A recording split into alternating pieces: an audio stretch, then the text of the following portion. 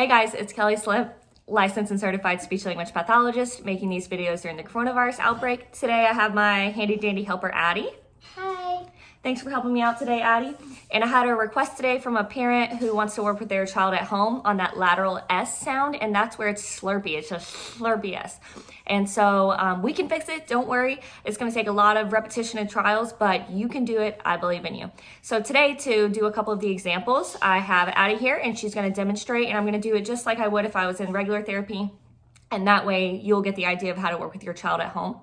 And so the first technique, we're gonna do two different techniques. The first technique is called the exploding T. And so that's where we're gonna take a sound that they already produce correctly, which is the T sound, where the tongue is placed right behind the teeth on that front, on their top palate right there. And it goes t, t, t, t. And then on the fifth time, we're gonna explode it. And it's basically tricking the brain into creating an S sound by exploding the T and just blowing the air out the front, but we're not gonna call it an S, and it's very important that we don't call it an S, because what happens is the brain already has that motor planning and the air will begin to come out the side. So we're just gonna stick to the name of exploding T. Okay, so Miss Addie, let me hear your lateral S.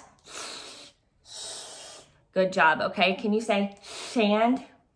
Sand. Good, and we're gonna try to turn it into sand. Sand. Good job. Okay, so here, if we have that lateral S, when it's really slurpy, we're gonna have the child swallow. We're gonna swallow. Okay, and then we're gonna do the 5, and we're gonna do 4 T's, okay? Sometimes I'll draw little smiley faces on my fingers, or count to 4. 1, 2, 3, 4. Here we go. T, t, t, t, t, t, t. Good job. Okay, on the 5th one, it's gonna explode, okay? Okay. T,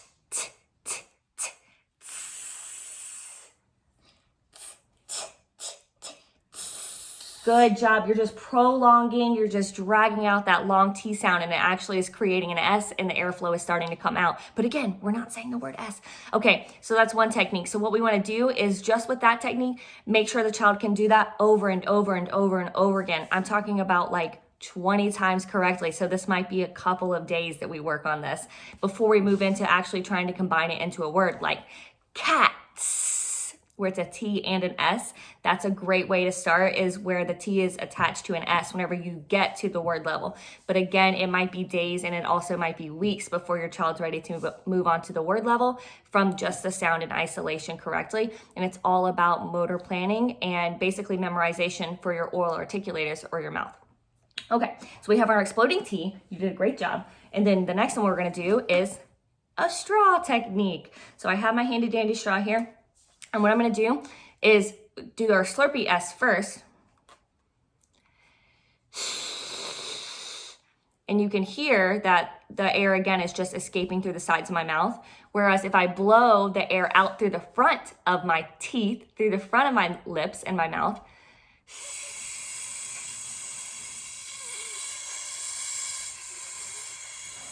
you can hear the airflow coming through there. Coming all the way through the straw, and that's what we want to happen. So first we'll do, there you go. First we'll do the lateral S on your straw. Wait, no. Some of it, that was a good blow. So some of it actually was coming through the front, but I can still hear a lot of it escaping through the sides. So we want a big, pretty smile. We want to pull our tongue back. Don't let it touch all the way against your teeth. We're gonna pull it back just a little bit and then gently blow out the front. Like, good job. I like to say shh. I like quiet S's and a quiet snake. Go.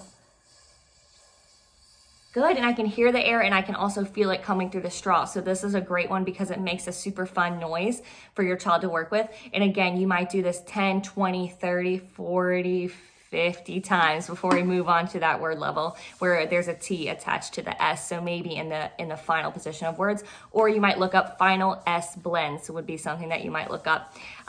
So that is your 2 tips of how to work with a lateral S at home. And I hope these were helpful. Let me know if you have any questions. Thanks for watching, sharing, subscribing. Thanks for watching.